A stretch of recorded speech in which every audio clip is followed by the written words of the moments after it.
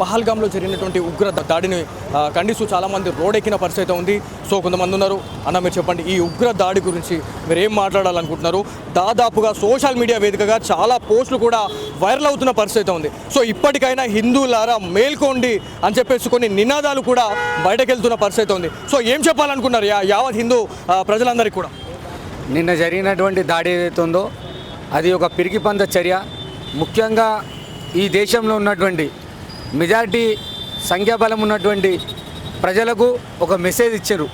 టెర్రరిస్టులు ఏదైతే ఈ దేశంలో ఉన్నటువంటి వాళ్ళందరూ కూడా మహామేధావులు, కమ్యూనిస్టులు కానీ, లెనినిస్టులు కానీ, మార్క్సిస్టులు కానీ, లేకుంటే లెనినిస్టులు కానీ, వీళ్ళందరూ కూడా ఏం చెప్తారంటే టెర్రరిజానికి మతం లేదు అని చెప్పేసి చెప్తూ ఉంటారు. కానీ నిన్న జరిగినటువంటి సంఘటన ఏది ఉందో అది తెల్లతెట్టం చేసింది. కేవలం హిందువులను టార్గెట్ చేస్తూ, వాళ్ళ పేర్లను అడుగుతూ, వాళ్ళ ఐడి కార్డులను చూస్తూ, వాళ్ళ యొక్క అవయవాలను చూస్తూ చంపడం ఏదైతుందో ఇది కేవలం హిందువుల మీద జరిగినటువంటి దాడి. టెర్రరిస్టులను తుదముట్టించడం కోసం ఒక 10 సంవత్సరాల క్రితం, 12 సంవత్సరాల క్రితం ఈ దేశంలో ఎప్పుడు ఎక్కడ బాంబు పేలుతుందో అనేటువంటి భయాందోళనలో మొత్తం దేశ ప్రజలంతా ఉండేవాళ్ళు. కానీ నరేంద్ర మోడీ గారు 2014 ఎప్పుడైతే ప్రధాని అయిన తర్వాత ఈ దేశంలో ఆ యొక్క స్తబ్దత ఏర్పడ్డది. టెర్రరిస్టుల యొక్క వణుకు పుట్టించేటువంటి పని చేసినటువంటి నరేంద్ర మోడీ చర్యల వల్ల జరగలేదు. ఏదైతే పుల్వామా దాడి చేసిన తర్వాత నరేంద్ర మోడీ గారి యొక్క క్యాబినెట్, నరేంద్ర మోడీ గారు నిర్ణయం తీసుకొని ఏదైతే సర్జికల్ స్ట్రైక్ చేసిరో ఆ సర్జికల్ స్ట్రైక్ వల్ల మొత్తం ప్రపంచంలో ఉన్నటువంటి వాళ్ళందరికీ కూడా ఒక మెసేజ్ ఇచ్చారు.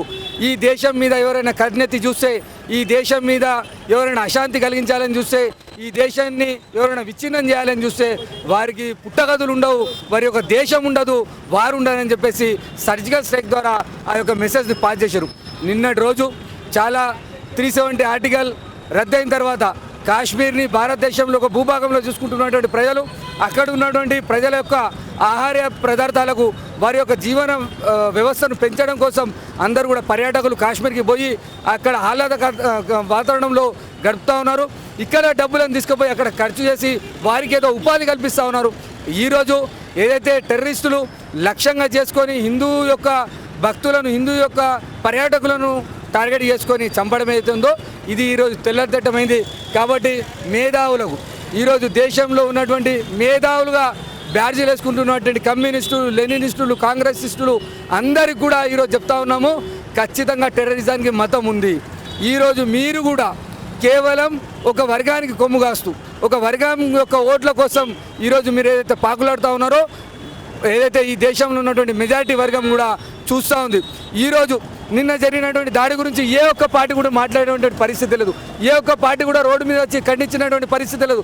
ఈరోజు నేను అడుగుతా ఉన్నాను, ఈరోజు డైలీ ప్రొద్దున లేచి మీడియాలో కూర్చొని గొంతెత్తుకొని చెప్పుకున్నటువంటి మేధావులందరూ కూడా ఎటుపోయారు, మీ మేధస్సును పక్కన పెట్టారు, మేధస్సుతనాన్ని ఎక్కడ పెట్టారని చెప్పేసి ఈరోజు ప్రశ్నిస్తా ఉన్నాం.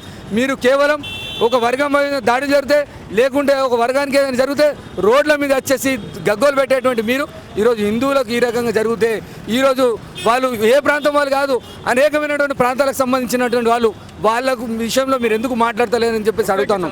చాలా మంది ఏమంటున్నారంటే సోషల్ మీడియా వేదికగా ఇదే ప్లేస్లో, హిందువుల ప్లేస్లో ఇదే ముస్లింలు ఉండుంటే ఇలా ఈ దేశం ఇలా అగ్గి అయ్యేదని చెప్పేసి కూడా చాలామంది చెప్తా ఉన్నారు. దీనికి మీ సమాధానం ఏంటి? వాస్తవం, ఈ దేశంలో ఉన్నటువంటి భారతీయ జనతా పార్టీ, ఎన్డీఏ పక్షాలు తప్ప ఈ దేశంలో ఉన్నటువంటి ప్రతి పార్టీ రోడ్డు మీద కూర్చునేటువంటి పరిస్థితి ఉంటుండే, బట్టలిప్పి కూర్చుంటుండే, అర్ధనగ్న దీక్షలు చేస్తుండే.